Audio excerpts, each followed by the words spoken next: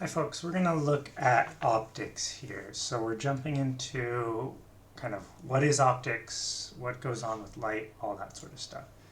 So jumping forward, first we got to go over some key ideas. So first of all, kind of a definition of optics. Optics is the study of how light travels, and specifically how that relates to what can be seen. And so the basic idea of optics is that light travels in straight lines called rays. So straight lines called rays. And that something can be seen if light goes from an object and lands on a sensor. So that could be, your eye, that could be a camera sensor. So if light bounces off an object or travels from an object because it's giving off light and it lands on a sensor, we say that object can be seen. And so it ends up that we have to come up with these two words to kind of describe two aspects of optics. The first is an object, and then the second is an image. So the object is the thing that physically exists.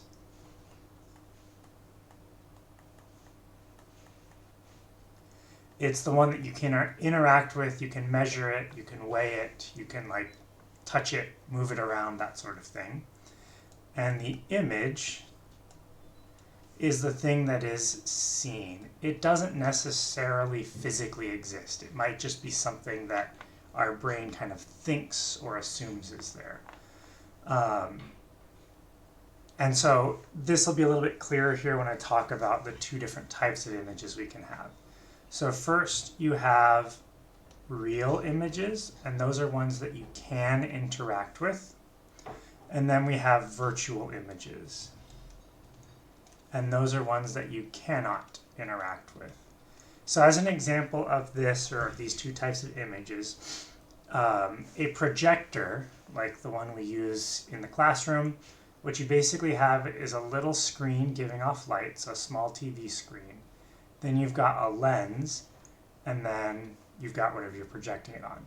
So this screen is giving off light. If you didn't have this lens here and you looked at the screen, you could, in theory, see whatever the projector is trying to project. Or at least this is an example of a kind of projector. It's not the one we use, but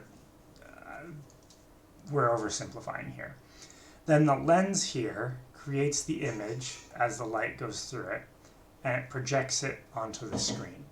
So this screen, if this screen isn't here, if I go stand in front of it, or if you put your hand in front of it, the image lands on your hand. So you can move your hand kind of closer and farther, you can create a shadow, all that stuff. You can interact with that image because you can basically project it onto things. You can touch it in a sense by being where that picture is. On the flip side, if there's a mirror, so imagine this is a mirror and I have a little ball here. Well, inside the mirror, like on the other side of the mirror, it looks like that ball exists there. But if you go behind the mirror where your brain thinks that ball is, there's nothing there. You can't touch it.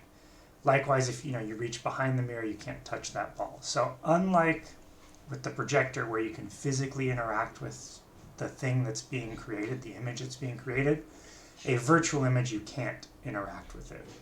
And these distinctions will become a little bit clearer as we get into the specifics of mirrors and lenses, but this gives you a rough idea of kind of the difference between those two.